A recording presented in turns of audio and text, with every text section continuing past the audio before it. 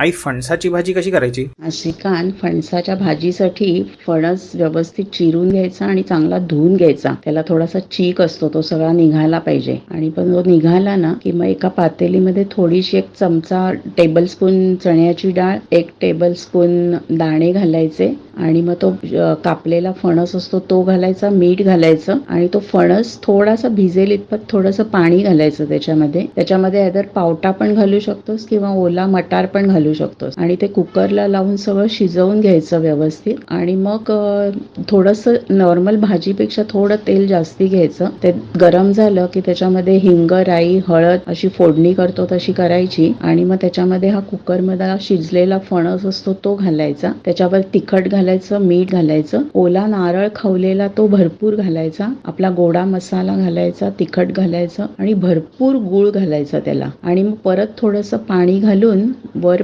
फणस भिजेल इतपत पाणी घालायचं आणि 10 मिनिटं झाकण ठेवून मंद आचेवर चांगलं परत ते गरम शिजू द्यायचं आणि मग झाली.